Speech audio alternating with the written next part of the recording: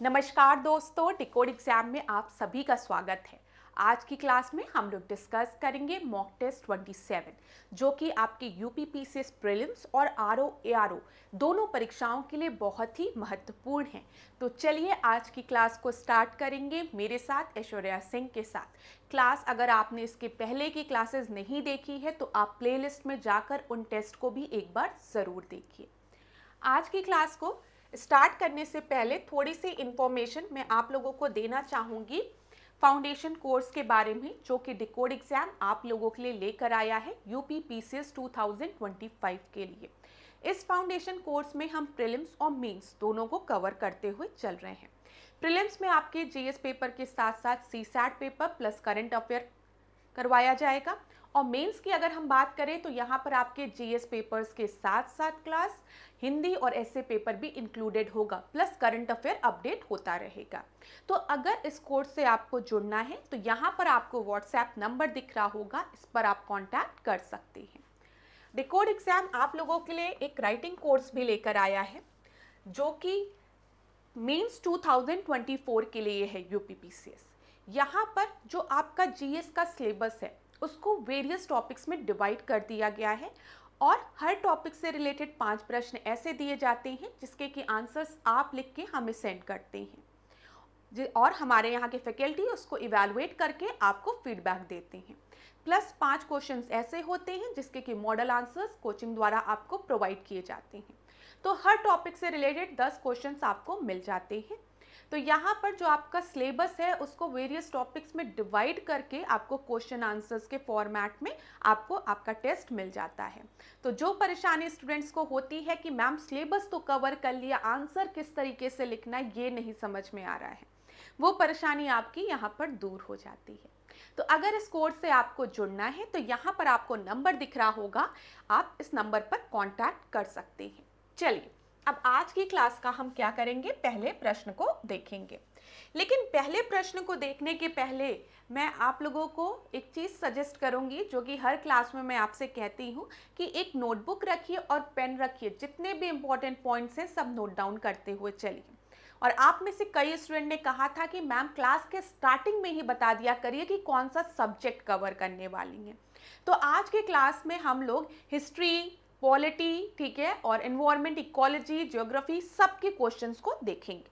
तो ये मिक्स्ड है, तो आज कोई स्पेसिफिक हम सब्जेक्ट को लेकर नहीं चल रहे हैं। जैसे कि लास्ट क्लास में हमने एनवायरनमेंट इकोलॉजी को लिया था। जिन स्टूडेंट्स को भी एनवायरनमेंट इकोलॉजी में दिक्कत होती है वो लास्ट क्लास ज़रूर देख लीजिएगा।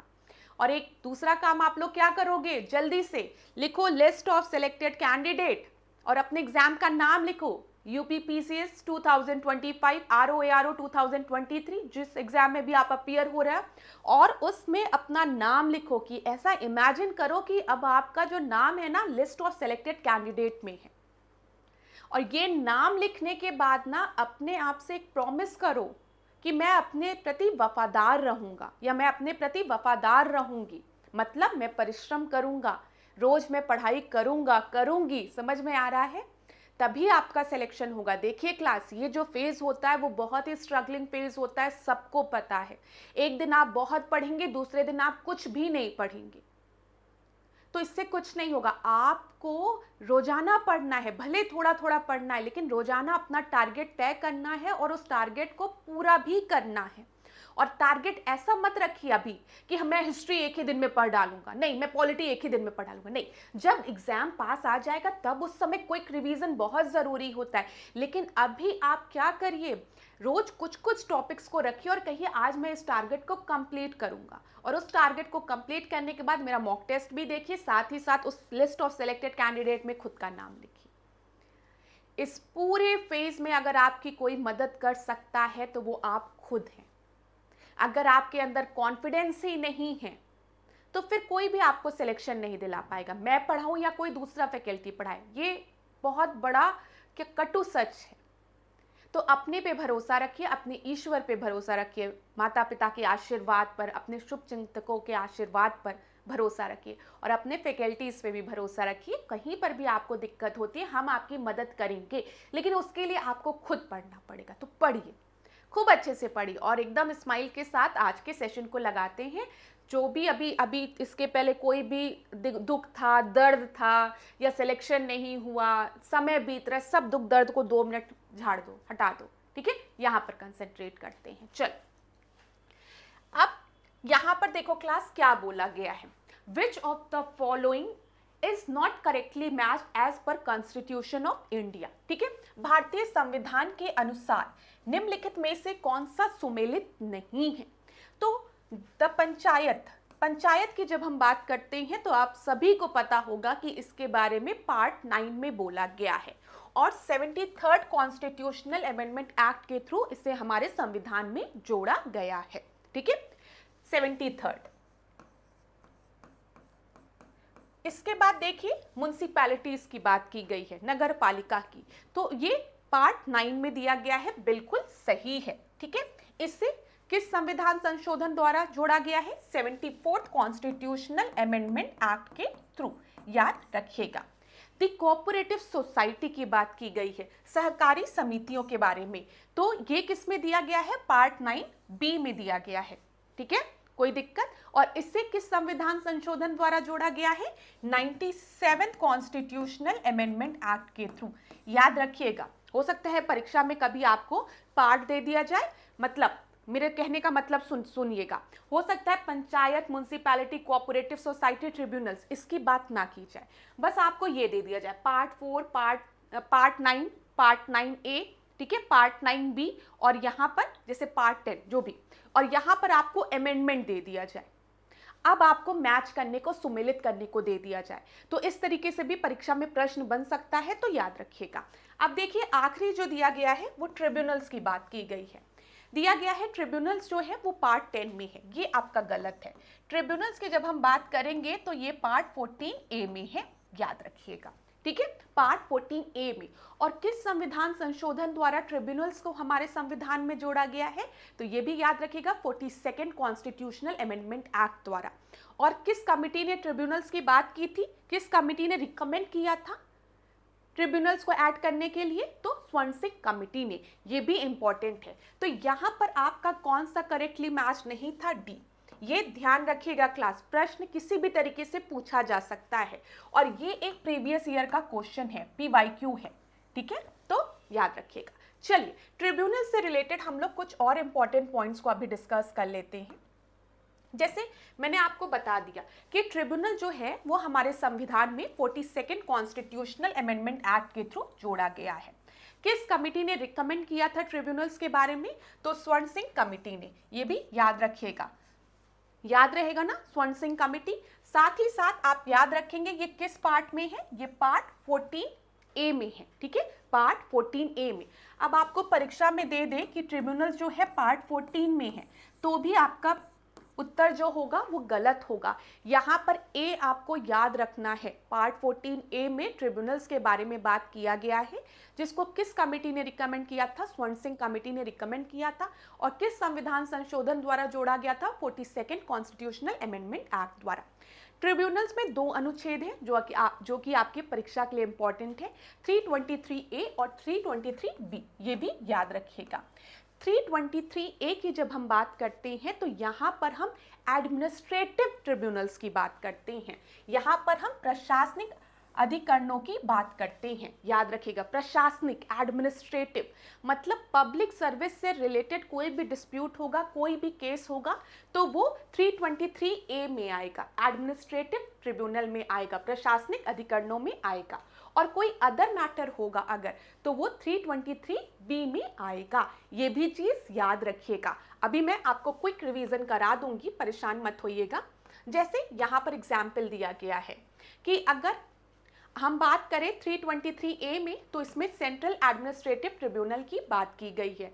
इसमें 323B में टैक्सेशन से रिलेटेड, लैंड रिफॉर्म से रिलेटेड, फूड से रिलेटेड, ठीक है, रेंट से रिलेटेड जो अदर ट्रिब्यूनल्स होंगे वो 323B में होंगे। चलो अब यहाँ पर एक और इम्पॉर्टेंट पॉइंट जो आप लोग लिख लीजिएगा, जब भी हम 323A की बात करेंगे तो ये जो है वो एस्टैब्लिश किया जाएगा both by parliament and state legislature, यहाँ पर जब हम 323B की बात करेंगे, याद रखिएगा, जो अदर ट्रिब्यूनल्स हैं उसको संसद भी क्या कर सकती है, गठित कर सकती है, स्टैब्लिश कर सकती है, पार्लियामेंट भी, साथ ही साथ स्टेट लेजिस्लेचर भी, ये याद रखिएगा, ठीक है। लेकिन जब हम 323A की बात करेंगे, जो कि आपका एडमिनिस्ट्रेटिव ट्रिब्यूनल है, ठीक है, जो कि प्रशासनिक अधिकरणों की जहां पे बात की गई है, उसको खाली पार्लियामेंट ही क्या कर सकती है, स्टैब्लिश कर सकती है। और यहां पर जितने भी डिस्प्यूट होंगे पब्लिक सर्विस से रिलेटेड, वो यहां पर देखे जाएंगे, ये याद रखिएगा। इतनी चीज क्लियर हो गई क्लास? तो under 323A there can be only one tribunal at the center and one for each state, but under 323B there can be a hierarchy of tribunals. इतनी चीज क्लियर हो गई होगी। अब मैं एक बार आपको और रिवाइज करा देती हूँ क्या क्या पॉइंट आपको यहाँ पर याद रखनी है।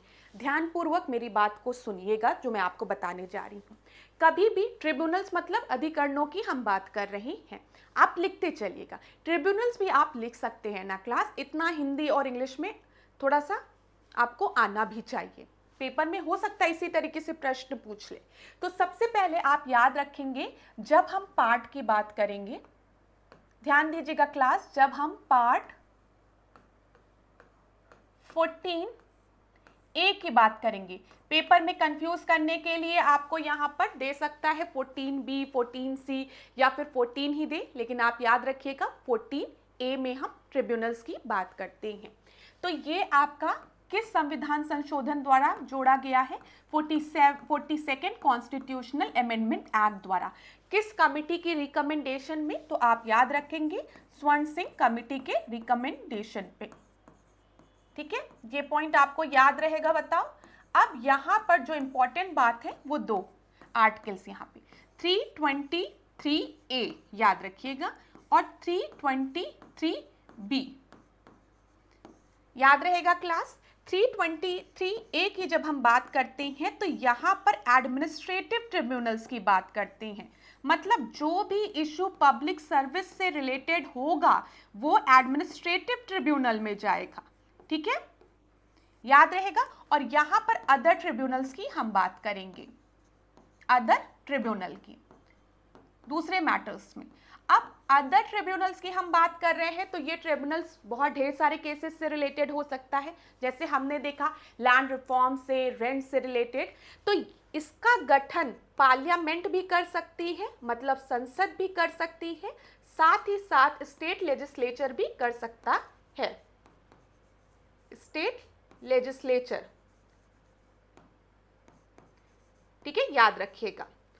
और जब हम एडमिनिस्ट्रेटिव ट्रिब्यूनल की बात करेंगे तो इसका गठन तो खाली पार्लियामेंट ही कर सकती है, संसद ही खाली कर सकती है, और सेंटर में खाली एक ही एडमिनिस्ट्रेटिव ट्रिब्यूनल होगा, ये भी याद रखिएगा, जो कि पब्लिक सर्विस से रिलेटेड जो भी डिस्प्यूट होंगे उसी एडमिनिस्ट्रेटिव ट्रिब्यूनल में जाएंगे। इतनी चीजें क्लियर हो गई होगी आपको। क्लास यहां पर कंफ्यूज किया जा सकता है आपको, इसीलिए मैंने इस चीज को क्लियर कर दिया है। चलो, tribunals under 323 can be established only by the parliament. However, tribunal under 323B can be established by both the parliament and the state legislature.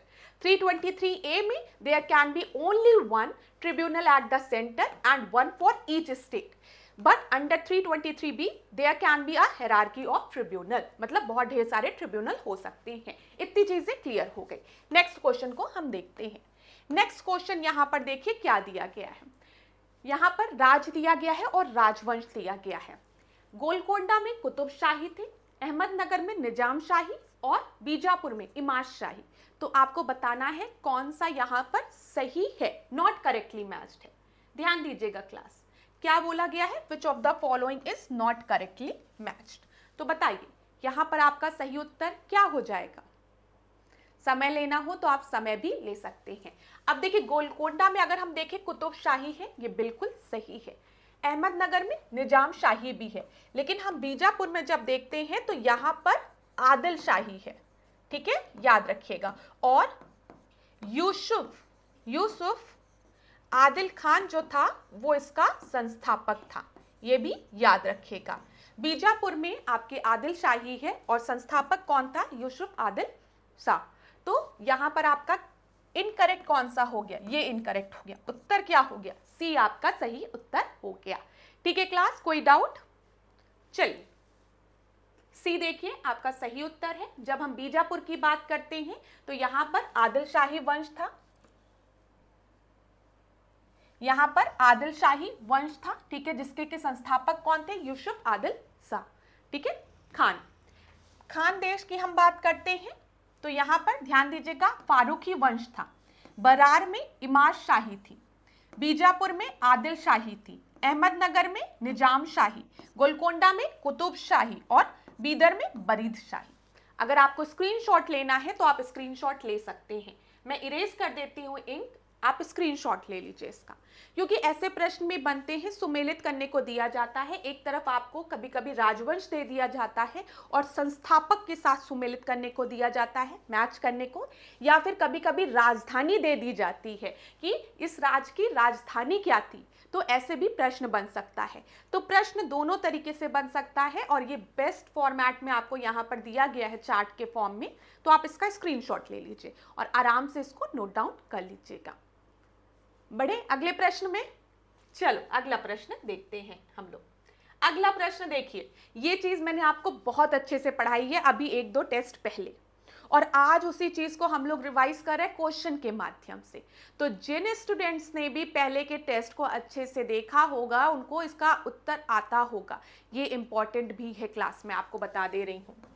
यहां पर ध्यान दीजिए, किसान सभा दिया है और स्थापना वर्ष दिया है। उत्तर प्रदेश किसान सभा, अवध किसान सभा, बिहार किसान सभा, अखिल भारतीय किसान सभा। तो यहां पर आपका सही उत्तर क्या होगा बताइए।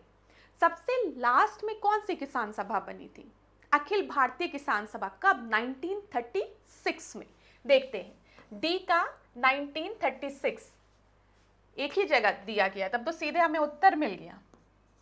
लेकिन आप लोग भी देखो, उत्तर प्रदेश किसान सभा की हम बात करेंगे तो इसकी स्थापना कब हुई है, 1918 में हुई है। अवध किसान सभा की 1920 में, बिहार किसान सभा की 1929 में, ठीक है। तो यहां पर सही उत्तर क्या है आपका, सही उत्तर सी है। ये प्रश्न मैंने आपसे डिस्कस किया था, क्वेश्चन के माध्यम से आपको पूरा रिवाइज कराया था, संस्थापक कौन थे, कौन क्या था।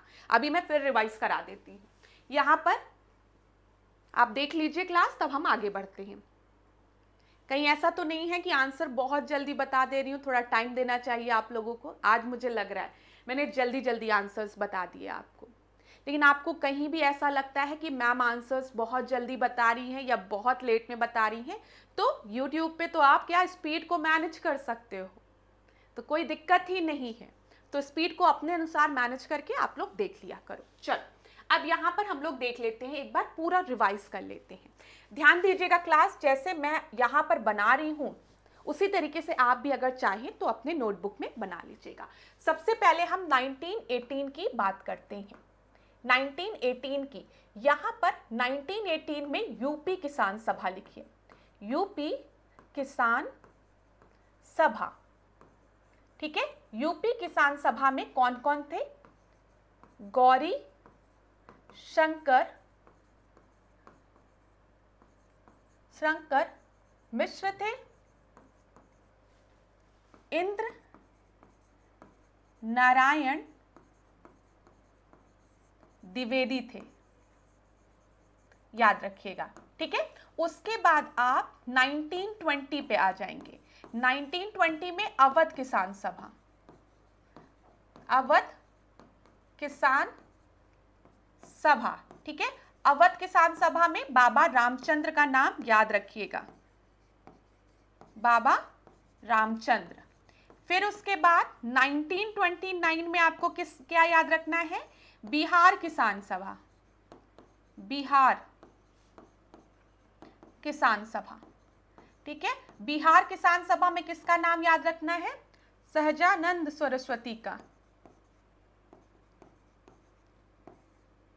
नंद सरस्वती का। और इन्हीं का ही नाम, सहजानंद सरस्वती का ही नाम आपको 1936 में याद रखना है, ऑल इंडिया किसान सभा में भी, ऑल इंडिया किसान सभा में भी। ये चीज मैंने आपको बताई थी अगर आपको याद होगा तो।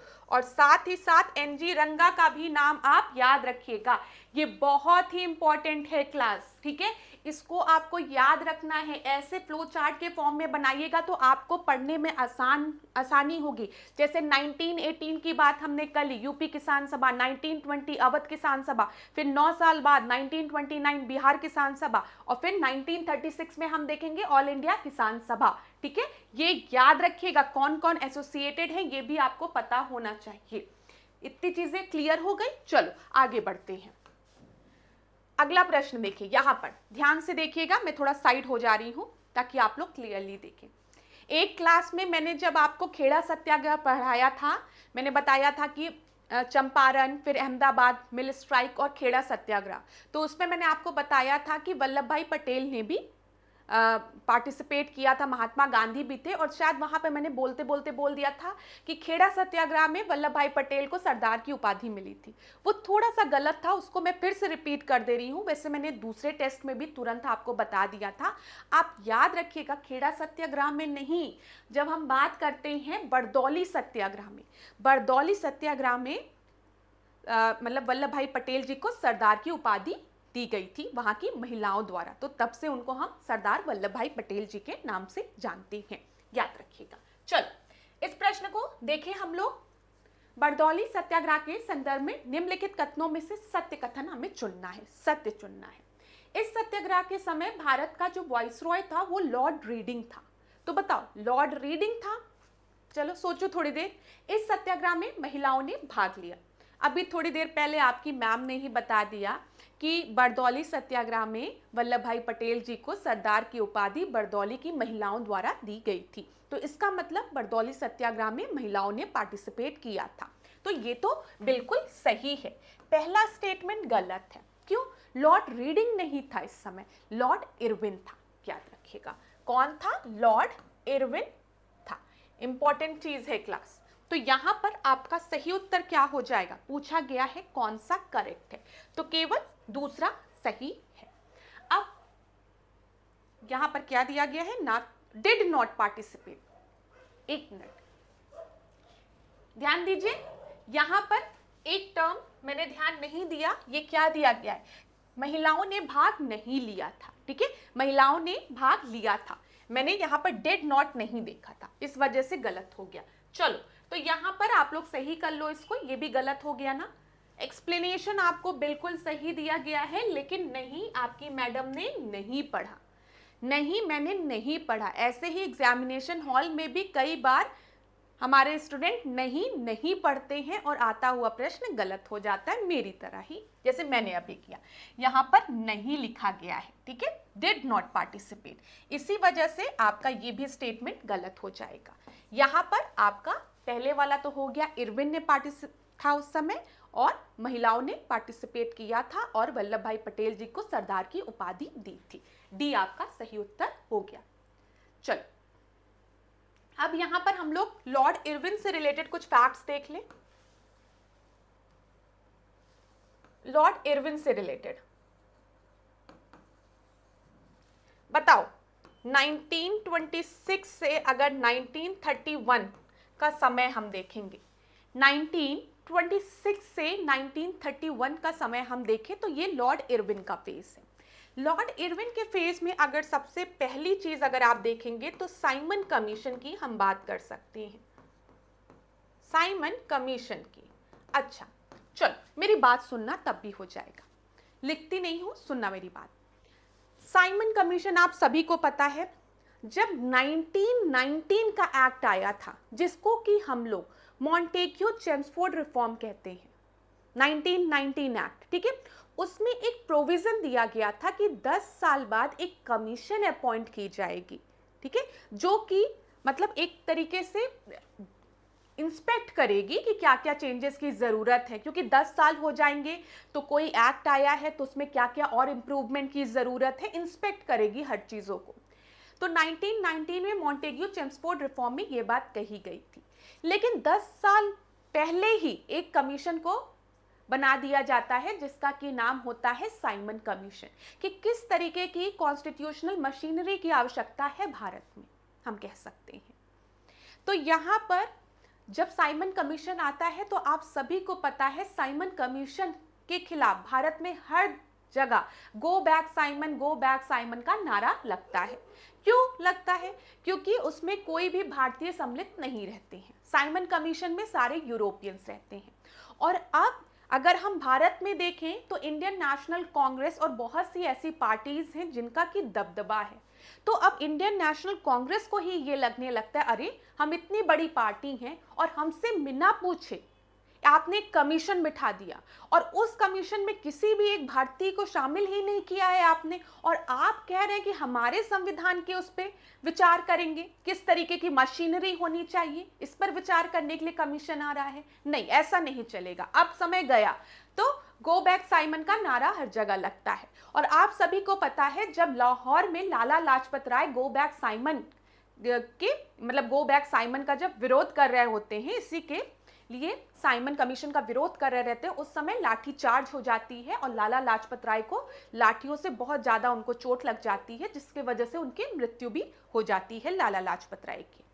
साइमन कमीशन अपॉइंट किया गया तो जब लोगों ने विरोध किया, इंडियन नेशनल कांग्रेस ने भी विरोध किया, तो इंडियन नेशनल कांग्रेस को एक चैलेंज दिया गया। मैं बस आपको स्टोरी के फॉर्म में समझा रही हूँ, ठीक है, कि ताकि आपके दिमाग में सीक्वेंस बना रहे। उसी समय इनको चैलेंज भी दिया गया, अच्छा ठीक है, अगर आप लोग इतने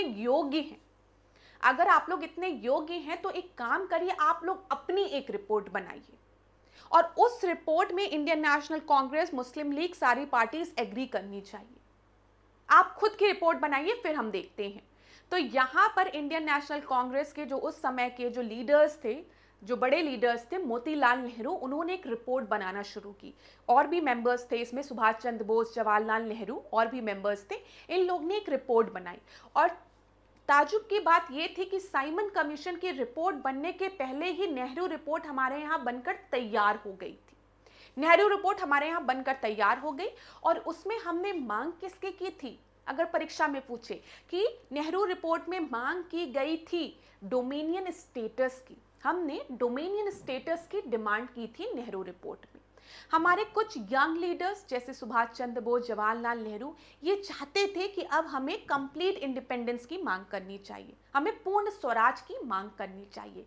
लेकिन हमारे यहाँ के जो अभी वृद्ध, जो थोड़े बूढ़े जो लीडर्स थे, उन्होंने कहा कि नहीं, अभी डोमेनियन स्टेटस की ही मांग रखते हैं। तो नेहरू रिपोर्ट में भी डोमेनियन स्टेटस की मांग की गई और नेहरू रिपोर्ट बनकर तैयार। हमने नेहरू रिपोर्ट को ले जाकर टेबल पे रख दिया कि हमारी रिपोर्ट तो बनकर तैयार हो गई है, चलिए आप इंप्लीमेंट करिए। लेकिन आपको तो पता है ब्रिटिशर्स क्या करते थे, बस चीजों को टालने के लिए या तो कोई एक्ट ले आते थे या तो कोई चैलेंज दे देते थे। उन्होंने नेहरू रिपोर्ट पर कुछ भी नहीं किया। As it is Nehru report जो थी वो 1 साल तक पड़ी रह गई। अब 1928 में नेहरू रिपोर्ट बनकर तैयार है साइमन कमीशन की रिपोर्ट के पहले, लेकिन नेहरू रिपोर्ट पर कोई भी एक्शन नहीं लिया गया। तो नेहरू रिपोर्ट को जब पेश किया गया था तो हमने भी एक चीज बोली थी कि 1 साल का समय देते हैं इस नेहरू रिपोर्ट को इंप्लीमेंट करने के लिए आप लोगों को। अगर आप लोग 1 साल तक इंप्लीमेंट कुछ भी नहीं करते तो देखिएगा फिर। तो 1928 से 1929 दिसंबर का समय आ जाता है और इंडियन नेशनल कांग्रेस का लाहौर सेशन होता है, जिसकी की अध्यक्षता कौन करते हैं? जवाहरलाल नेहरू करते हैं। पूछा जाता है ना, रावी नदी की तट पर 1929 का जो लाहौर सेशन होता है उसकी अध्यक्षता जवाहरलाल नेहरू करते हैं और रावी नदी के तट पर झंडा फैलाकर कहते हैं कि अब हमें डोमेनियन स्टेटस नहीं चाहिए, आज से जो हमारी मांग है वो है पूर्ण स्वराज की, हमको पूर्ण स्वराज चाहिए और आने वाले 26 जनवरी को हम पूर्ण स्वराज दिवस के रूप में मनाएंगे। तो इंडियन नेशनल कांग्रेस ने क्या कह दिया, अब डोमिनियन स्टेटस नहीं, नेहरू रिपोर्ट में हमने मांग की थी, नहीं पूरी हुई, अब से हमारी जो डिमांड है वो पूर्ण स्वराज की है और 26 जनवरी को हम पूर्ण स्वराज दिवस के रूप में मनाएंगे। ठीक है, इतनी चीज क्लियर हुई। अब बाद में आपको पता है 1930 में क्या होता है, राउंड टेबल कॉन्फ्रेंस होता है, फर्स्ट राउंड टेबल कॉन्फ्रेंस ना, जिसमें क्या कहा जाता है कि हम इन रिपोर्ट्स में साइमन कमीशन की रिपोर्ट पर हम डिस्कशन करने के लिए हम भारत से लोगों को बुला रहे हैं, सारे पार्टीज के रिप्रेजेंटेटिव आए, राउंड टेबल कॉन्फ्रेंस में बैठे, हम साइमन कमीशन पर डिस्कस करेंगे, रिपोर्ट पर डिस्कस करेंगे। लेकिन Indian national Congress first round table conference में नहीं पार्टिसिपेट करती है। क्यों नहीं पार्टिसिपेट करती है? क्योंकि इंडियन नेशनल कांग्रेस उस समय भारत में एक बहुत बड़ा आंदोलन स्टार्ट कर चुकी रहती है। कौन सा आंदोलन था? सविनय अवज्ञा आंदोलन, सिविल डिसोबीडियंस मूवमेंट। पता है ना, सॉल्ट मार्च चलता है, उसके बाद गांधी जी एक मुट्ठी नमक बनाते हैं और कहते हैं आज से सविनय अवज्ञा आंदोलन शुरू, सिविल डिसोबीडियंस मूवमेंट शुरू। इसी वजह से Indian national Congress first round table conference में नहीं पार्टिसिपेट करती है। और फिर यही मेन रीजन था कि फर्स्ट राउंड टेबल कॉन्फ्रेंस का कोई कंक्लूजन भी नहीं आता है। बोला जाता है कि अरे भारत की जो सबसे बड़ी पॉलिटिकल पार्टी इस समय है इंडियन नेशनल कांग्रेस, अगर वही यहां पर नहीं आकर बैठी है तो हम क्या कंक्लूजन निकालें? तो एक काम करिए, सेकेंड राउंड टेबल कॉन्फ्रेंस में उनको बुलाइए। तो उस समय भारत में वाइसरॉय कौन रहता है? इरविन रहता है। तो गांधी इरविन पैक्ट साइन होता है, जिसमें गांधी जी कुछ डिमांड रखते हैं, ठीक है, और एक पैक्ट साइन होता है और बोला जाता है कि अब सिविल डिसोबीडियंस मूवमेंट पे पॉज लगाया जाए, सविनय अवज्ञा आंदोलन पे, और इंडियन नेशनल कांग्रेस को रिप्रेजेंट करने गांधी जी सरोजनी नायडू के साथ सेकेंड राउंड टेबल कॉन्फ्रेंस में जा रहे हैं। ठीक है, ये याद रखिएगा। यहां पर एक इंपॉर्टेंट पॉइंट में स्टूडेंट्स कंफ्यूज होते हैं, वो ये है, जो फर्स्ट राउंड टेबल कॉन्फ्रेंस में वाइसरॉय लॉर्ड इरविन था, ठीक है। सिविल डिसोबीडियंस मूवमेंट जब स्टार्ट हुआ था, वाइसरॉय लॉर्ड इरविन था। साइमन कमीशन जब भारत आई थी, इरविन था। नेहरू रिपोर्ट जब तैयार हुई थी, इरविन था। फिर उसके बाद लाहौर सेशन जब इंडियन नेशनल कांग्रेस का हुआ है, इरविन था। लेकिन जब सेकेंड राउंड टेबल कॉन्फ्रेंस होती है ना, तब इरविन नहीं रहता है, तब लॉर्ड विलिंगटन आ जाता है। ये याद रखिएगा। गांधी इरविन पैक्ट तक तो इरविन रहता है, ठीक है। जब ये डिसाइड हो जाता है कि सेकेंड राउंड टेबल कॉन्फ्रेंस में जाएगी इंडियन नेशनल कांग्रेस, गांधी जी जाएंगे, तब तक इरविन रहता है। लेकिन जिस समय सेकेंड राउंड टेबल कॉन्फ्रेंस हो रही रहती है, उस समय वॉइसरॉय चेंज हो गया रहता है। वॉइसरॉय कौन रहता है? लॉर्ड विलिंगटन रहता है, याद रखिएगा। लॉर्ड विलिंगटन 1931 से 1936 तक रहता है। ये पॉइंट आपको याद रखना है, कंफ्यूज नहीं होंगे ना क्लास। तो क्लियर हो गया। सेकेंड राउंड टेबल कॉन्फ्रेंस में आपको पता है क्या होता है, कम्युनल अवार्ड की बात हो जाती है, जिसकी वजह से गांधी जी नाखुश होकर वापस आ जाते हैं। फिर उनको जेल में बंद कर दिया जाता है और बाद में पूना पैक्ट साइन होता है। चलो आगे और प्रश्न डिस्कस करेंगे। जहां पर भी दिक्कत होगी मुझे बताइएगा। आधुनिक भारत में जिस भी टॉपिक में दिक्कत होती है बताइएगा, मैं स्टोरी के फॉर्म में आपको समझा दूंगी एक बार। चल ये देखो, एक और मॉडर्न इंडिया से रिलेटेड प्रश्न है। यंग बंगाल आंदोलन की बात की गई है यहां पर, देख लीजिए क्लास। फिर उसके बाद होम रूल लीग की बात की गई है, कामागाटा मारू प्रकरण के दिल्ली बम कांड। तो आपको इसको अरेंज करना है। तो यहां पर क्लास ध्यान दीजिए कि यंग बंगाल मूवमेंट की जब हम बात करते हैं तो हेनरी विविन लुइस टेरियोजा, तो ये 1828 के समय की बात है। ये 1828 के समय की बात है। होम रूल लीग मूवमेंट आपको पता है, एनी बेसेंट और बाल Gangadhar Tilak. Home rule movement का ये जो आइडिया था भारत में पेश किया गया था एनी बेसेंट द्वारा, ठीक है, एनी बेसेंट द्वारा। क्यों? क्योंकि ये एक आयरिश वुमेन थी जो कि आयरलैंड से बिलोंग करती थी और आयरलैंड में भी ऐसा होम रूल मूवमेंट चल रहा था। तो उसी को देखकर एनी बेसेंट जो है वो होम रूल मूवमेंट की बात करती है भारत में भी। लेकिन स्टार्ट किसका होता है? पहले बाल गंगाधर तिलक अपना होम रूल मूवमेंट पहले स्टार्ट कर देते हैं एनी बेसेंट की। तो ये 1916 का समय है। कामागाटा मारू प्रकरण की अगर हम बात करें तो ये 1914 का समय है, ठीक है। दिल्ली बम केस की बात करें तो 1911-12 का समय है ये। तो देखिए सबसे पहले 1 हो जाएगा, 1 2 जगह दिया गया है। फिर उसके बाद 2 नहीं, उसके बाद तो 3 होना चाहिए, ठीक है, याद रखिएगा। उसके बाद 3 होगा यहाँ पर। कामागाटा मारू तो आपका 1914 का समय है। 1916 1900 ये 1 के बाद 4 होगा, 1 के बाद 4 होगा। फिर उसके बाद कौन सा होगा आप देखेंगे तो 3 होगा और 3 के बाद 2 होगा।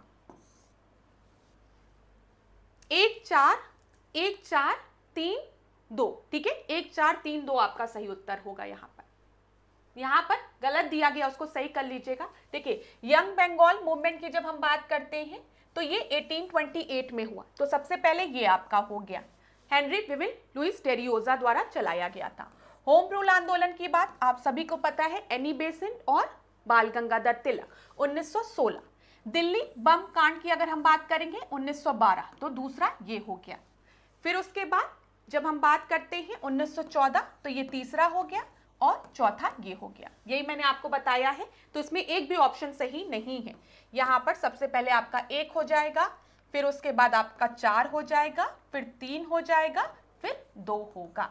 याद रखिएगा 1 4 3 2। ठीक है, अब क्लास 1911 वाला 1912 आपको पता है दिल्ली दरबार लगता है। दिल्ली दरबार में लॉर्ड हार्डिंग पे बम कौन फेंकता है? रास बिहारी बोस। याद रखिएगा दिल्ली दरबार वाला। ठीक है, दिल्ली दरबार में एक और क्या अहम चीज होती है, जो कैपिटल था उसको बंगाल से दिल्ली ट्रांसफर कर दिया जाता है, ये भी आप याद रखेंगे। ये चीज हो गई होम रूल मूवमेंट में। मैंने आपको बता दिया एनी बेसेंट, बाल गंगाधर तिलक। कामागाटा मारू प्रकरण की अगर हम बात करते हैं, देखिए कामागाटा मारू जो है ना, ये एक शिप है, ये एक जापानीज शिप है। ठीक है, यहां पर बताती हूं मैं आपको कामागाटा मारू प्रकरण में क्या हुआ था। एक गुरुदत्त सिंह थे, देखिए यहां पर लिखा भी हुआ है, यहाँ पर देखिए लिखा भी हुआ है। ये प्रकरण आपका 1914 के समय में हुआ है, और कामागाटा मारू जो थी ना, ये एक शिप थी। ठीक है, जिसको कि जापानीज शिप थी, जिसको कि हायर किसने किया था, किराए पर किसने लिया था? गुरुदीप।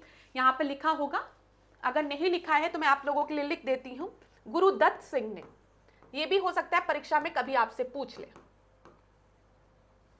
गुरुदत्त सिंह ने एक शिप हायर की थी, जापानीज शिप कामागाटा मारू, जो कि इंडियंस को हांगकांग से कनाडा ले जा रही थी।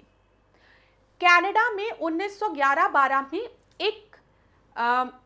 एक सूचना जारी कर दी गई थी, हम कह सकते हैं एक लॉ बना दिया गया था, जिसमें कि कनाडा में बोला गया था कि कोई भी भारतीय, ध्यान से सुनिएगा, कोई भी भारतीय अगर वो डायरेक्ट भारत से कनाडा नहीं आ रहा है तो उसे कनाडा में प्रवेश करने नहीं दिया जाएगा।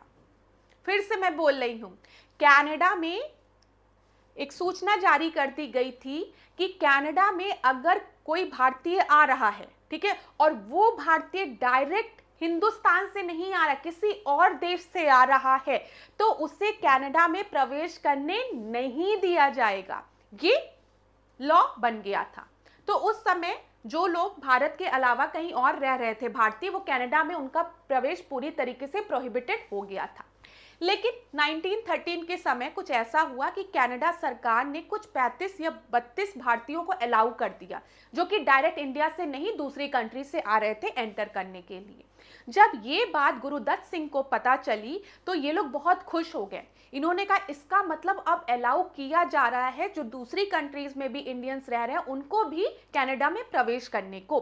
तो इन्होंने एक बोट हायर की, जो कि एक जापानीज बोट थी, कामागाटा मारू। ठीक है, और कामागाटा मारू बोट हायर करने के बाद ये हांगकांग से निकल लिए, कहां के लिए? कनाडा के लिए। जब ये कनाडा में पहुंचे तो वहां पर इनके शिप को वहीं पर रोक दिया गया और इन लोगों को अंदर जाने के लिए परमिशन नहीं मिली, प्रोहिबिट कर दिया गया। जैसा कि था भी कि अगर कोई इंडियन डायरेक्टली भारत से नहीं आ रहा है, किसी दूसरे देश से आ रहा है, तो उसे हम कनाडा में प्रवेश नहीं करने देंगे, और सेम वही चीज हुई। इसके बाद इनकी जो शिप थी उसको वापस कोलकाता भेज दिया गया।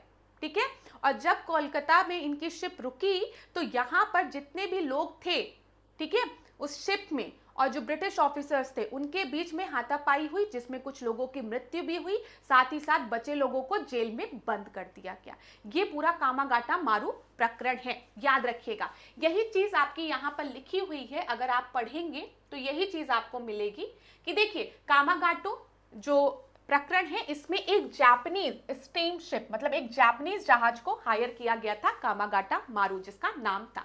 ठीक है, ये ब्रिटिश इंडियन को ले जा रहा था कनाडा अप्रैल 1914 में। लेकिन जब ये कनाडा पहुंचे तो उनको वहां पर उतरने के लिए परमिशन नहीं मिली, डिनाई कर दिया गया और वापस इस शिप को कहां भेज दिया गया?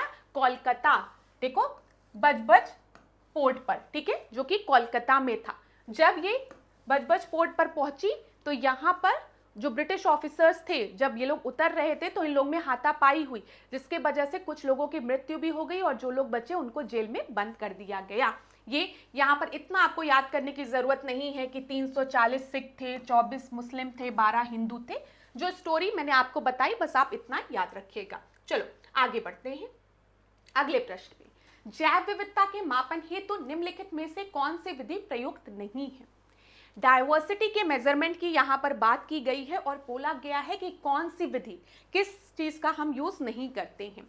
अल्फा डायवर्सिटी, ध्यान दीजिएगा क्लास, मेरा ये जो पेन है ना, ये मुझे कभी इधर चला जाता है कभी इधर चला जाता है, मुझे समझ में नहीं आता है। अब यहाँ पर आपसे बोला गया है कि which of the following method is not used for the measurement of biodiversity। यहाँ पर अल्फा डाइवर्सिटी दिया है, gamma, delta and beta diversity. तो बताओ यहाँ पर क्या सही उत्तर होगा? आता है? आंसर लगाओ। नहीं आता है तो ऐश्वर्या मैम की बात 2 मिनट बाद सुनना, आ जाएगा। इसके बाद ये प्रश्न कभी गलत नहीं होगा। यहाँ पर हम लोग डेल्टा डाइवर्सिटी की बात नहीं करते हैं, डेल्टा विविधता की बात नहीं करते हैं। अब इस फिगर के माध्यम से मैं आपको समझाऊंगी। देखो कितना सुंदर सा फिगर है, सुंदर सा दिख रहा है ना, जंगल जंगल दिख रहा है। तो ये देखो यहाँ पर जब हम एक सिंगल इकोसिस्टम को लेते हैं, एक सिंगल पारिस्थितिक तंत्र को हम देख रहे हैं, एक इकोसिस्टम को। अब ये टेरेस्ट्रियल इकोसिस्टम भी हो सकता है, स्थलीय पारिस्थितिक तंत्र, जलीय पारिस्थितिक तंत्र, किसी भी तरीके का पारिस्थितिक तंत्र हो सकता है, लेकिन ये एक स्पेसिफिक इकोसिस्टम है। जब एक स्पेसिफिक इकोसिस्टम में हम डाइवर्सिटी को देखेंगे, जैव विविधता को देखेंगे, तब हम क्या कहेंगे? Alpha biodiversity. ये याद रखिएगा।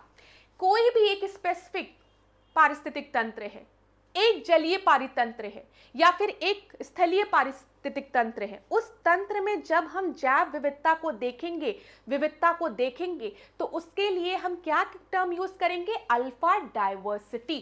ठीक है, अल्फा बायोडाइवर्सिटी। अब देखो यहाँ पर एक इकोसिस्टम है और यहाँ पर दूसरा इकोसिस्टम है। ठीक है, 2 इकोसिस्टम है, दिख रहा है। एक स्थलीय पारिस्थितिक तंत्र ये है, एक स्थलीय पारिस्थितिक तंत्र ये है। अब हम इन दोनों को एक दूसरे से कंपेयर कर रहे हैं, एक पारिस्थितिक तंत्र को दूसरे पारिस्थितिक तंत्र से तुलना कर रहे हैं कि किस तरीके की डाइवर्सिटी दोनों में है।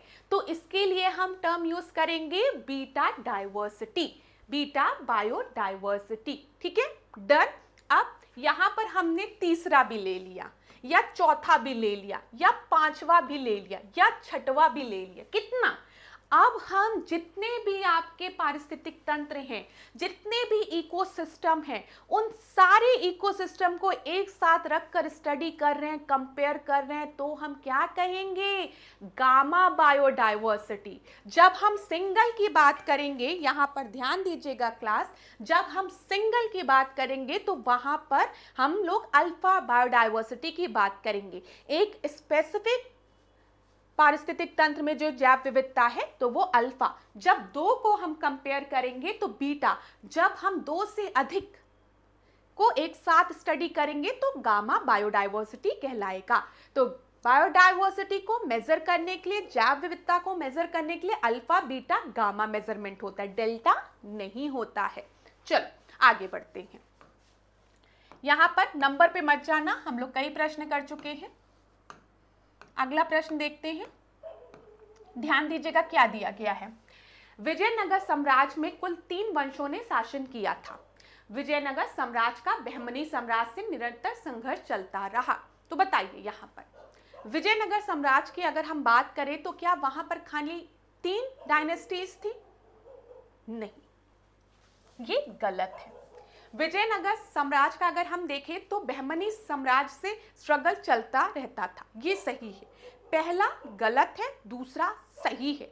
तो उत्तर आपका डी हो जाएगा। ध्यान दीजिएगा, उत्तर क्या हो जाएगा? डी हो जाएगा। जब हम बात करते हैं विजयनगर साम्राज्य की तो यहाँ पर सबसे पहला जो वंश था वो आपको पता है कौन सा था?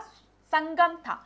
फिर सालुक था, फिर तुलुक था, फिर अरावेडु था। ये याद रखिएगा, संगम, सालुक, तुलुक और अरावेडु, तो 4 वंश हो गए, ना कि 3 वंश हो गए। और आपको पता है 1565 में एक बहुत बड़ी बैटल हुई थी, जिसको कि हम क्या कहते हैं, तालीकोटा का युद्ध कहते हैं। ठीक है, ये भी याद रखिएगा, परीक्षा में पूछा जाता है। 1565 ईयर बहुत इंपॉर्टेंट है। ठीक है क्लास, चलो अगले प्रश्न को देखते हैं। अगला प्रश्न देखिए ध्यान से, क्या दिया गया है। गुप्त काल में स्त्रियों की दशा के संदर्भ में निम्नलिखित में से कौन सा कथन सत्य नहीं है। सत्य नहीं है, मेरे लिए तो नहीं देखना बहुत जरूरी है। तो बताइए कौन सा सत्य नहीं है। पर्दा प्रथा की अगर हम बात करें, उसका प्रचलन नहीं था दिया गया है। स्वयंवर की प्रथा का भी प्रचलन था। समाज में वैश्याओं के अस्तित्व का प्रमाण मिलता है, उनका उपनयन होता था। तो यहाँ पर स्त्रियों के बारे में बात की गई है, तो यहाँ पर याद रखिएगा इनका उपनयन नहीं होता था। तो ए आपका सही उत्तर है। अगर आपको समय चाहिए तो आप प्रश्न को थोड़ा सा और समय लेकर पढ़ सकते हैं। आपको पता है यहाँ पर अगर हम देखें, सती प्रथा का भी प्रमाण मिलता है ना। सती प्रथा का प्रमाण पूछा जाता है किस अभिलेख से मिलता है, तो एरण अभिलेख से मिलता है। ठीक है, भानुगुप्त का जो एरण अभिलेख था उससे सती प्रथा का प्रमाण मिलता है, ये याद रखिएगा। समाज में प्रायः सजातीय विवाह ही होता था। गुप्त युग में कन्याओं का विवाह समानता 12 से 13 वर्ष की अवस्था में होता था। अंततः उनका उपनयन संस्कार बंद हो गया था, ये याद रखिएगा। और ये इंपॉर्टेंट पॉइंट है कि सती प्रथा का उल्लेख कहाँ से मिलता है, तो भानुगुप्त के एरण अभिलेख से मिलता है, जिसके अनुसार उनके मित्र गोपाल राज की मृत्यु के पश्चात उनकी पत्नी सती हो गई थी और पर्दा प्रथा का प्रचलन यहाँ नहीं था। चलो अगला हम देखते हैं। नाबार्ड के संदर्भ में निम्नलिखित कथनों पर विचार कीजिए। नाबार्ड के संदर्भ में निम्नलिखित कथनों पर विचार करना है। इसकी स्थापना 1992 में हुई थी। बताओ सही है कि गलत। आप में से ज्यादातर स्टूडेंट को पता होगा नाबार्ड की स्थापना कब हुई थी, 1982 में हुई थी, ये गलत है। यह प्रत्यक्ष ऋण आवंटित नहीं करता है, ये डायरेक्टली अगर हम देखें ये क्रेडिट एलोकेट नहीं करता है। मतलब अगर आप कहें कि भाई मैं किसान हूं, मुझे नाबार्ड से लोन लेने जाना है, तो ऐसा नहीं होता है। हाँ, ये क्रेडिट देता है किन किन एरियाज में, एग्रीकल्चर और रूरल एरियाज में, एग्रीकल्चर एंड रूरल एरियाज में। लेकिन याद रखिएगा ये डायरेक्ट क्रेडिट नहीं देता है, जैसे आप और बैंक में जाते हैं लोन लेने, ऐसा नहीं होता है। तो ये आपका सही है और पहला आपका गलत है 1982 में। और मैंने आपको बताया है 6वीं पंचवर्षीय योजना के तहत नाबार्ड का गठन हुआ था 6 5-ईयर प्लान के थ्रू। तो यहाँ पर क्या बोला गया है, कौन सा करेक्ट है, तो इसी वजह से ओनली 2 आपका सही उत्तर हो जाएगा। कोई दिक्कत क्लास नहीं, आसान प्रश्न है ना। चलो अगला देखते हैं। निम्नलिखित में से किस पुरस्कार को ग्रीन ऑस्कर के नाम से जाना जाता है। इसका उत्तर तो आप में से ज्यादातर स्टूडेंट्स को पता होगा। ग्रीन ऑस्कर के नाम से हम किसको जानते हैं, बताइए बताइए क्लास। राइट लाइवलीहुड अवार्ड को, स्टॉकहोम वाटर प्राइज को, एनर्जी ग्लोबल अवार्ड को, या फिर व्हाइटले अवार्ड को। ABCD में से जो सही उत्तर है वो है व्हाइटले अवार्ड को। ठीक है, डी आपका सही उत्तर है। अगला प्रश्न ध्यान से देखिए। विद्रोह का केंद्र दिया है, विद्रोही नेता दिया है और विद्रोह को कुचलने वाले दिया है। तो कानपुर में विद्रोही जो नेता थे वो थे नाना साहेब, और विद्रोह को किसने कुचला था, कॉलिन कैम्पबेल ने।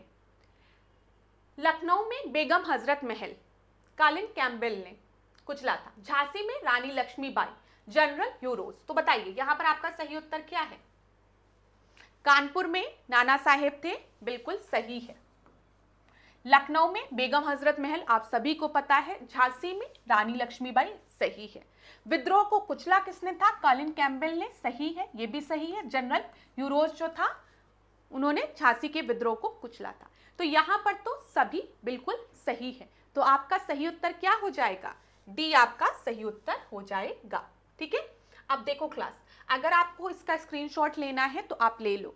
अभी आपके रीसेंट परीक्षा में 2023 में या फिर आरओ एआरओ में, मुझे याद नहीं आ रहा है, एक प्रश्न मैंने देखा था जिसमें बोला था कि क्रोनोलॉजिकल ऑर्डर में अरेंज करिए कि कहाँ पर विद्रोह पहले हुआ था, कहाँ पर विद्रोह बाद में हुआ था। अभी तक स्टूडेंट्स को ये पता था कि जो रिवॉल्ट 1857 वाला जो चैप्टर है वो हमारे परीक्षा के लिए इम्पॉर्टेंट है। वो ये याद करके जाते थे कि किस जगह कब विद्रोह हुआ था, मतलब कौन आपका लीडर था और उसको अपोज किसने किया था, सप्रेस किसने किया था रिवॉल्ट को, ये स्टूडेंट्स याद करके जाते थे। लेकिन परीक्षा में क्रोनोलॉजिकल ऑर्डर में लगाने को बोल दिया। तो अगर आपके पास ये चार्ट होता और इसको आप एक बार भी ढंग से पढ़े होते तो आप उस प्रश्न का उत्तर सही लगा लेते। तो आप क्या करिए, इसको एक बार क्लास स्क्रीनशॉट ले लीजिए, पढ़ लीजिएगा। जैसे अगर हम दिल्ली की बात करें तो आप सभी को पता है सबसे पहले विद्रोह की शुरुआत दिल्ली से ही हुई थी। यहाँ पर बहादुर शाह जफर था विद्रोही नेता, जो कि मुगल का था। 11 मई 1857 विद्रोह को कुचला किसने था, हडसन और निकलसन ने, याद रखिएगा। फिर उसके बाद लखनऊ में हम देखें तो 4 जून, याद रखिएगा, बेगम हजरत महल, और कुचला किसने था, कैंपबेल ने। कानपुर नाना साहेब और तात्या तोपे, ठीक है, 5 जून 1857 कॉलिन कैंपबेल। झांसी ग्वालियर की बात करें तो यहाँ पर आप सभी को पता है रानी लक्ष्मीबाई और तात्या तोपे, 4 जून 1857 जनरल यूरोज। फिर जगदीशपुर में कुंवर सिंह, कई बार परीक्षा में पूछा है, 12 जून 1857 मेजर विलियम टेलर। फैजाबाद में देखेंगे मौलवी अहमदुल्ला, ठीक है, जून 1857 जनरल रेनार्ड, याद रखिएगा। इलाहाबाद लियाकत अली, जून 1857 कर्नल नील। बरेली खान बहादुर, जून 1857 बिसेंट आयर। इसका स्क्रीनशॉट आप लोग जरूर ले लीजिए, आराम से इसको पढ़ लीजिएगा समय निकाल के। फिर हम लोग आगे के प्रश्न देखते हैं। बहुत दिनों से हम लोग एक स्पेसिफिक सब्जेक्ट ओरिएंटेड टेस्ट कर रहे थे, इसीलिए मैंने सोचा आज थोड़ा मिक्स टेस्ट करते हैं।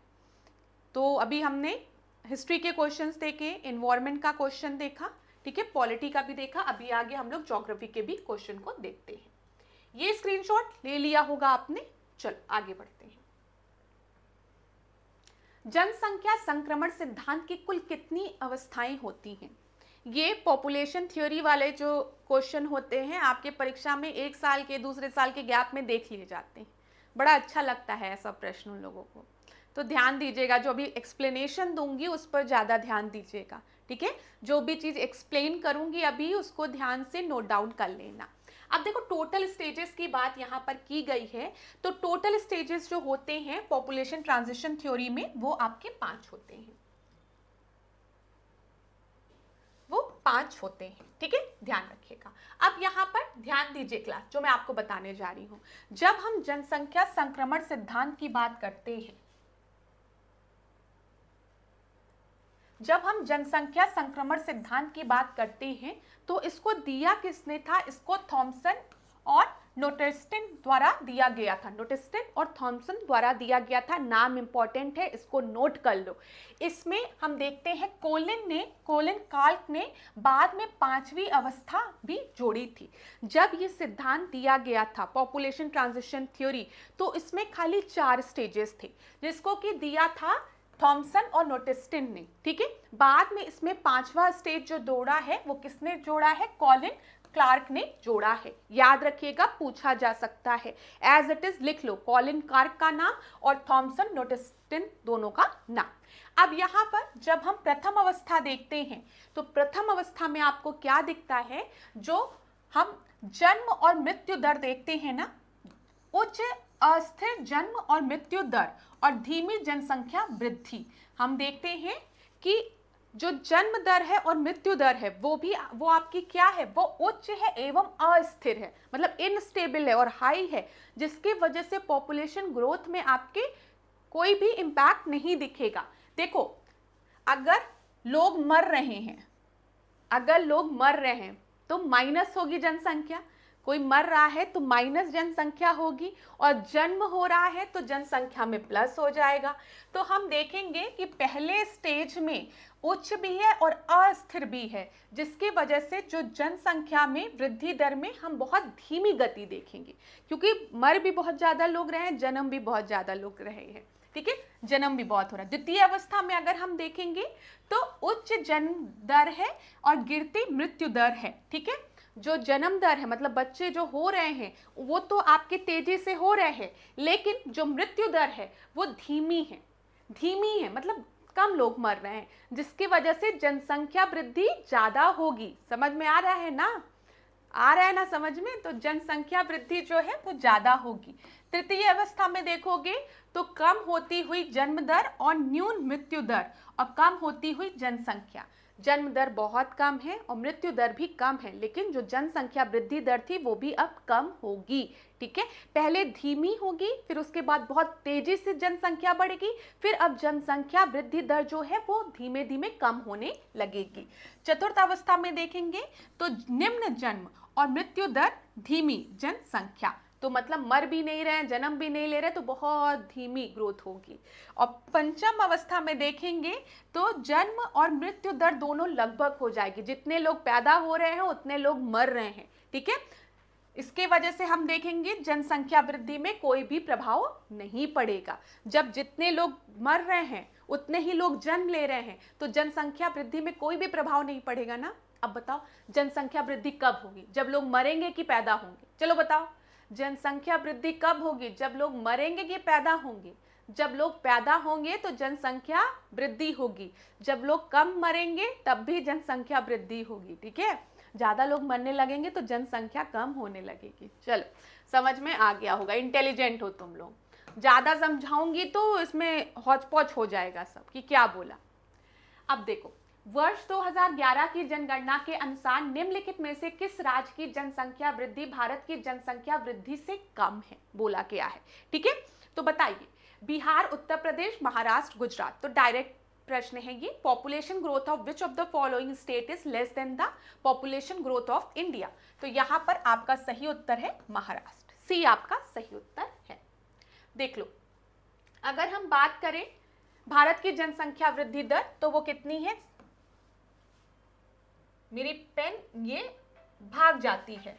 ठीक है क्लास, तो यहाँ पर एक मिनट, तो यहाँ पर ध्यान दीजिएगा। अगर यहाँ पर हम जनसंख्या वृद्धि दर देखें भारत की तो वो 17.66% है। ठीक है, बिहार की जनसंख्या वृद्धि दर देखें तो 25.42 है और उत्तर प्रदेश की 20.23, लेकिन महाराष्ट्र की अगर आप देखोगे तो ये 15.99% है, जो कि कम है कितने से? 17.66 से। तो यही आपके परीक्षा में प्रश्न बना था कि किस स्टेट की जो जनसंख्या वृद्धि दर है वो भारत की जनसंख्या वृद्धि दर से कम है, तो महाराष्ट्र आपका उत्तर था, क्योंकि यहाँ पर 15.99% है और अगर हम भारत की जनसंख्या वृद्धि दर देखेंगे तो वो 17.66% है। ठीक है, क्लियर हो गया? चलो अब यहां पर इस प्रश्न को हम लोग देखते हैं। यूरोप महाद्वीप के निम्नलिखित देशों पर विचार करें। Slovakia, Slovenia, Andorra, Spain. तो यहां पर आपको बताना है कि कौन कौन सा लैंडलॉक्ड कंट्री है, मतलब हर तरफ से लैंड से घिरी हुई कंट्री है। तो थोड़ा टाइम लगेगा इसमें आप लोगों को। वीडियो को पॉज करना है तो वीडियो को पॉज कर लीजिए, आराम से वीडियो को आराम से पॉज कर लीजिए, फिर उत्तर दीजिए। अब तो बहुत से स्टूडेंट स्लोवाकिया और स्लोवेनिया में कंफ्यूज हो रहे होंगे। स्लोवाकिया और स्लोवेनिया में देखो, मैं आपको हिंट देती हूं, एंडोरा तो है, तीसरा तो है, तो तीसरा इन दोनों उसमें है। अब बताओ, तो यहां पर एक बार आप मैप देख लो तो आपको क्लियर हो जाएगा। ध्यान देना, ये मैप है। यहां पर अगर आप देखोगे स्पेन और फ्रांस के मध्य, यहां पर ध्यान दीजिएगा क्लास, जो मैं आपको बताने जा रही हूं, स्पेन और फ्रांस के मध्य यहां पर आपको एंडोरा मिलेगा। एंडोरा मिलेगा जो कि लैंडलॉक्ड है। किसके किसके मध्य? स्पेन और फ्रांस के मध्य। और यहां पर अगर आप 6th नंबर पे देखोगे, 6th नंबर पर, तो ये आपको स्लोवाकिया दिखेगा। क्या है, स्लोवाकिया। ठीक है, और अगर आप यहाँ पर 6 नंबर पे देखोगे, ये 6 नंबर पर, 6 नंबर पर, तो ये स्लोवाकिया है। और 8 नंबर पर अगर आप देखोगे ये आपका क्या है, ये स्लोवेनिया है। ठीक है, ये स्लोवेनिया है, ये स्लोवाकिया है। स्लोवेनिया अपनी बाउंड्री देखो शेयर कर रही है, ठीक है, लैंड बॉडी के साथ, लेकिन स्लोवाकिया नहीं शेयर कर रही है। यहां पर आपका सही उत्तर, ध्यान दीजिएगा क्लास, अभी मैं आपको क्लियर कर दूंगी, यहां पर स्लोवाकिया और एंडोरा होगा, तो सी जो है वो आपका सही उत्तर है। यहां पर देख लीजिए एक बार आप लोग, एंडोरा मैंने आपको दिखाया, ये रहा एंडोरा, इधर स्पेन है, इधर फ्रांस है, दोनों तरफ से लैंडलॉक्ड है, कहीं भी अपनी बाउंड्री वाटर बॉडी के साथ नहीं शेयर कर रही है। डन, चल आगे बढ़े। फिर मैंने आपको यहाँ पर स्लोवेनिया दिखाया था। स्लोवेनिया देखिए, ये स्लोवेनिया है जो कि अपनी बाउंड्री इधर वाटर बॉडी के साथ शेयर कर रही है। ठीक है, और यहाँ पर मैंने आपको दिखा दिया था 6वें नंबर पे, ये क्या था, स्लोवाकिया था, जो कि लैंडलॉक्ड है। इधर पोलैंड है, अगर आप देखोगे इधर हंगरी है, इधर 5वें नंबर पे अगर आप देखोगे तो चेक रिपब्लिक है, 7 पे ऑस्ट्रिया है, इधर रोमानिया, इधर यूक्रेन, तो सब तरफ से ये कंट्रीज से घिरी हुई है। तो स्लोवाकिया और स्लोवेनिया जो है वो अपनी बाउंड्री शेयर कर रही है। स्लोवाकिया और एंडोरा आपका सही उत्तर हो जाएगा।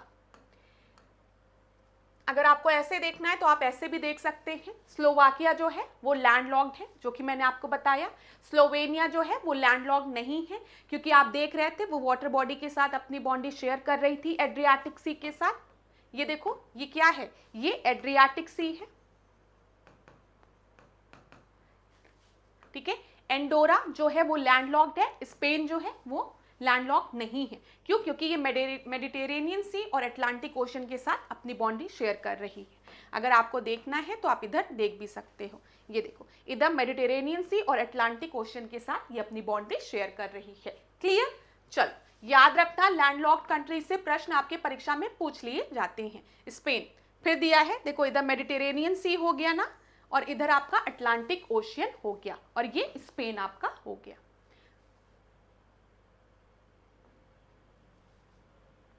अगला प्रश्न, यहां पर देखो, ध्यान से देखो क्या बोला गया है। निम्नलिखित द्वीपों को क्षेत्रफल के आधार पर अवरोही में अवस्थित करिए। तो चलिए बताइए, यहां पर न्यू गिनी द्वीप दिया गया है, बोर्नियो द्वीप दिया गया है, क्यूबा दिया गया है और विक्टोरिया दिया गया है। तो यहां पर आपका सही उत्तर क्या हो जाएगा?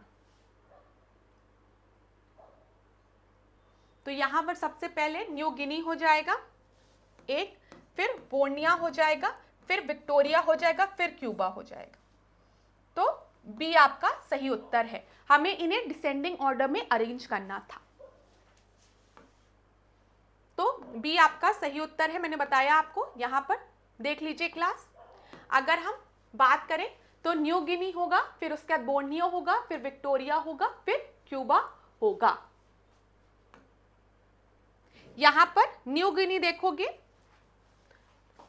तो ये देखो साउथ चाइना सी दिख रही है, इधर आपको इंडोनेशिया दिख रही है ना, इंडोनेशिया में पपुआ न्यू गिनी, ये देखो ये रहा, दिख रहा है क्लास, पपुआ न्यू गिनी। बताओ, मैप में देख लो एक बार, लोकेशन याद रहेगी पपुआ न्यू गिनी। और जब हम बात करेंगे आपसे ब्रुनेई की, तो ये देखो ये रहा ब्रुनेई, मलेशिया की इधर साउथ चाइना सी में ही इधर ब्रुनेई आपको दिख रहा होगा, ये इंडोनेशिया है। और इधर अगर नीचे की तरफ जाओगे तो पपुआ न्यू गिनी दिखेगा। चलो इस प्रश्न को और कर लेते हैं, फिर आज की क्लास हम लोग एंड करेंगे, क्योंकि आज की क्लास थोड़ा लेट में आपकी अपलोड भी हो रही है। कुछ काम आ गया था जिसकी वजह से मैं क्लास नहीं ले पाई थी, लेकिन मैंने कहा आप लोगों के लिए क्लास डाल दूं ताकि आप लोग उसको जब भी रात में टाइम मिले, कल सुबह टाइम मिले तो देख लें। ये लास्ट क्वेश्चन है, इसको कर लो, इसके बाद नेक्स्ट क्लास में हम लोग और प्रश्नों को देखेंगे। ध्यान देना क्लास, मकर रेखा पर स्थित अफ्रीका के देशों को पूर्व से पश्चिम की ओर आपको अरेंज करना है। ईस्ट टू वेस्ट बोला गया है, मैं फिर से कह रही हूं, यहां पर ईस्ट टू वेस्ट बोला गया है, ध्यान से देखना। Mozambique, south Africa, Botswana, Namibia, तो आपका सही उत्तर क्या होगा?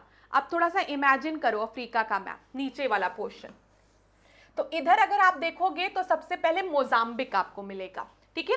मोजाम्बिक के बाद अगर हम देखेंगे इधर नीचे क्या है, साउथ अफ्रीका है, ठीक है। इधर बोत्सवाना है और फिर नाम्बिया है। तो यहां पर 1 2 3 4 ही आपका सही उत्तर होगा, डी सही उत्तर होगा।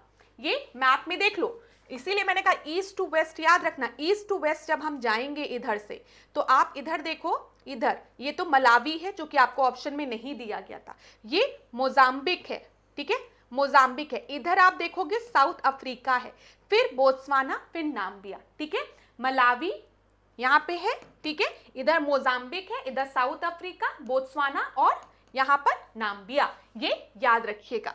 तो चलो अब आज की क्लास में हम लोग यहीं पर अपने सेशन को एंड करते हैं। डी आपका सही उत्तर था।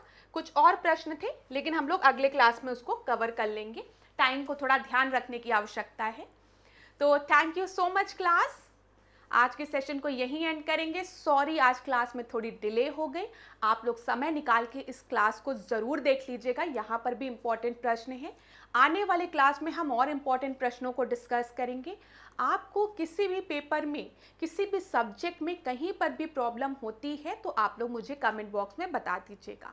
आप में से किसी स्टूडेंट ने कहा था कि मैम जो रिवॉल्ट वाले क्वेश्चन हैं, ट्राइबल रिवॉल्ट वाले, उसको कवर कर लीजिएगा। तो बिल्कुल चिंता मत करिएगा, मैंने अपने दिमाग में रख लिया है कि आने वाले सेशन में हम प्रश्नों के माध्यम से उस टॉपिक को कवर करेंगे, ठीक है। बिल्कुल मत घबराइएगा। और भी किसी टॉपिक में अगर आपको दिक्कत होती है तो आप मुझे बता सकते हैं। और ऑल द बेस्ट, खूब पढ़ो, खूब आगे बढ़ो और खुश रहो, ठीक है। सब अच्छा होगा जीवन में, हमेशा ये मान के चलिए जो भी होगा बहुत अच्छा होगा। और अपने ईश्वर को, अपने माता पिता को हमेशा धन्यवाद दीजिए, जिसने भी आपकी मदद की है उन सभी को धन्यवाद देते हुए अपने ऊपर विश्वास रखिए। और कभी भी कॉन्फिडेंस कम लगे तो मिरर के सामने जाकर खड़े होइए और अपने आप को देखिए। आपके अंदर जो हुनर है वो किसी के अंदर नहीं है। भगवान ने हम सबको काबिलियत दी है, ये मान के चलिए। भगवान किसी के साथ भी क्या करेगा, नाइंसाफ़ी नहीं करता है, लेकिन भगवान चाहता है कि हमें खुद पर भरोसा हो। तो उस भरोसा को दिलाने के लिए भगवान कई बार परीक्षा लेता है। तो उस परीक्षा में हम लोगों को पास तो होना ही पड़ेगा। तो बिल्कुल मत परेशान होइए, एकदम हिम्मत के साथ पढ़िए और सिलेक्शन ज़रूर होगा। अपने पर विश्वास रखिए और सबसे पहले खुश रहिए जीवन में। तो धन्यवाद क्लास, नेक्स्ट क्लास में मिलते हैं। मैं प्रार्थना करती हूँ आप लोगों का स्वास्थ्य अच्छा हो, आप लोग खूब पढ़ें, खूब आगे बढ़ें। इसी तरीके से मेरे साथ, ऐश्वर्या सिंह के साथ, डिकोड एग्जाम के साथ बने रहिए। Thank you class.